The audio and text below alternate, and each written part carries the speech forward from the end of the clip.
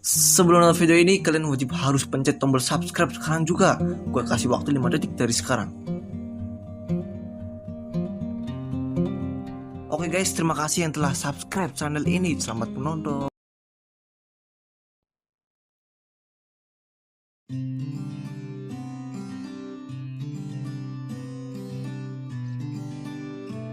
Halo kabar seluruh, itu tadi beberapa cuplikan film Good Secretary.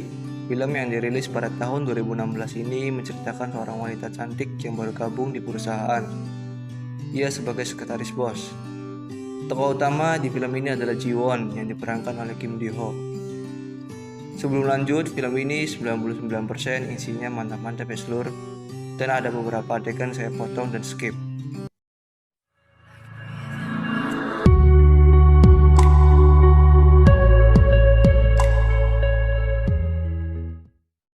Film bermula beberapa orang yang sedang bekerja di perusahaan, ada sekretaris, ada juga manajer perusahaan, yang terlihat sibuk mempersiapkan proyek untuk perusahaan mereka. Mereka mengadakan rapat untuk evaluasi kerja untuk perusahaannya. Manajer yang sangat senang pencapaian mereka bulan lalu itu tembus target. Lalu muncul sebuah mobil mini yang dikendarai oleh wanita dan bodi yang mantul. Mobil itu menuju ke kantor mereka. Sementara itu, dua sejoli yang sedang menikmati sore hari dengan minum-minum karena salah satu dari mereka akan naik jabatan. Saat mereka akan pulang, mereka berpapasan dengan wanita seksi itu yang bernama Ji-won. Mereka bergairah karena ada orang yang bening-bening di kantornya. Lalu sekretaris lama mereka memperkenalkan wanita itu ke bos mereka. Wanita itu akan menggantikan sekretaris lama karena akan melahirkan. Hari pertama kerja, Ji-won tidak sengaja menjatuhkan berkas saat mengambilnya. Bosnya datang dengan tatapan mesumnya. Ji-won sangat bersemangat untuk bekerja. Ia membersihkan ruangan bosnya, lalu ia tidak sengaja melupakan kopinya ke salah satu karyawan di sana. Bukannya marah, ia malah kesenangan. Ji-won juga senang membawakan makanan untuk teman-teman kantornya yang sering kerja lembur. Esoknya, mereka mengadakan rapat lagi karena kerja mereka memuaskan, dan itu rapat pertama yang dihadiri oleh Ji-won. Lalu bosnya mengatakan kepada Ji-won untuk tidak terlalu rajin. Ia juga mengajakkan Ji-won untuk bersantai di kafe, tapi Ji-won menolak karena masih banyak kerjaannya.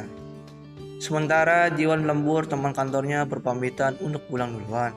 Salah satu dari mereka nampaknya naksir pada Ji-won dan salting di hadapannya. Setelah itu ia berpamitan sama Pak bosnya untuk pulang. Pak bos tersenyum melihat Ji-won yang terlalu rajin.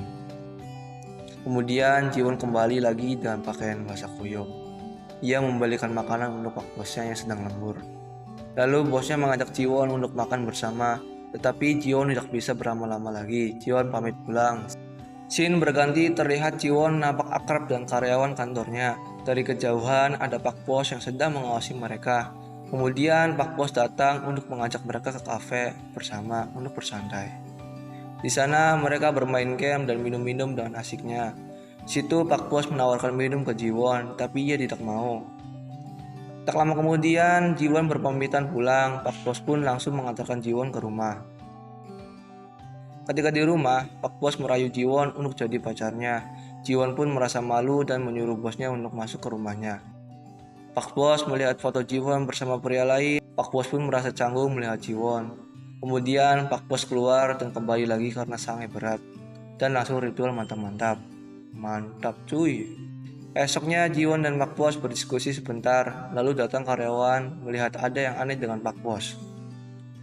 Lalu ia menceritakan kepada teman-teman karyawannya. Temannya mengatakan hal itu hal yang wajar di dalam kantor. Dan jangan ikut campur urusan lain. Di sisi lain, Ji-won mengantarkan kopi ke Pak bos. Lalu ia langsung digenjot oleh Pak bos yang sangat berat itu. Seketika seorang karyawan datang mengintip Pak bosnya yang sedang mantap-mantap. Kemudian Pak bos marah ke karyawan tersebut, sudah berani intip-intip di ruangannya.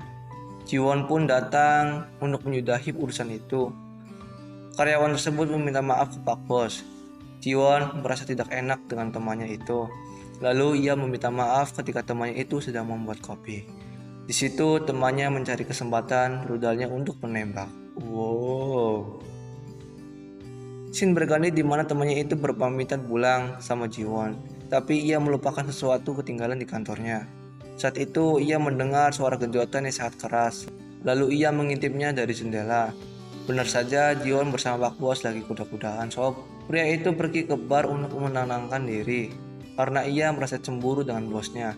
Ia menceritakan ke temannya bahwa akhir-akhir ini sifat bosnya berubah, jarang rapat dan tidak peduli lagi. Esoknya pria itu ke ruang Pak Bos untuk laporan keuangan. Terlihat si bos sedang menahan buang air besar, tapi ternyata ia lagi dikaraokein.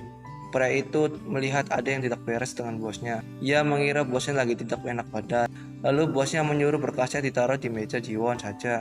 Sorenya si Pak Bos pergi mau menemui customernya. Si Jiwon sedang di ruang fotokopi, tiba-tiba datanglah si Kroco dan langsung menggasnya dari belakang.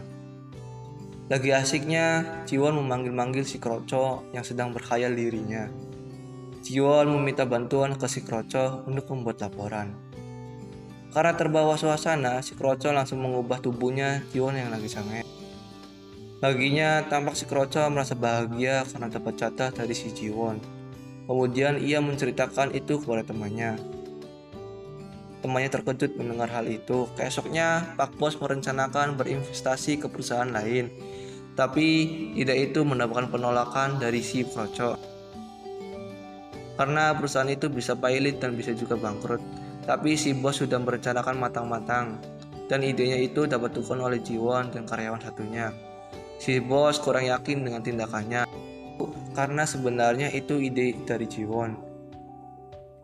Lalu si Kroco dan temannya itu tidak yakin ide bosnya. Mau gimana lagi, si bos sudah berinvestasi uang perusahaan itu. Sementara itu Pak Bos bermantap ria dengan Jiwon di rumahnya. Paginya Pak Bos tidak melihat Jiwon di ruangannya dan ia tidak melihat kopi di mejanya. Lalu ia menanyakan perkembangan bisnisnya, tapi malah mendapatkan kabar buruk karena hampir uang perusahaan masuk ke rekening Jiwon, yang artinya Jiwon membawa kabur uang perusahaan. Pak Bos berusaha menghubungi Jiwon, tapi ia tidak ada jawaban. Ia pun akhirnya pusing dan mencoba ketemuan dengan Jiwon di suatu bar. Jiwon pun meminta maaf melakukan hal itu. Si bos tidak melakukan apa-apa karena ia mencintainya. Jiwon pun pergi meninggalkan bosnya. Si bos pun datang di rumah Jiwon, tapi yang keluar orang lain. Ia mengatakan Jiwon sudah lama pergi dari rumah itu. Mereka benar-benar hancur saat itu terlihat dari muka kusutnya si Pak Bos. Si Kroco dan temannya biasa nongkrong di balkon. Mereka menyesalkan ide bosnya yang gegabah. Si Kroco pergi lalu temannya menelpon seseorang. Ia tampak tersenyum dan senang ternyata temannya Kroco ini kerjasama dengan si Jiwon untuk menguras uang perusahaan. Mereka sukses besar, mereka bersiap melanjutkan buruan lagi. Itu saja pembahasan film ini, jangan lupa tinggalkan like dan subscribe, dan terima kasih yang telah menonton video ini.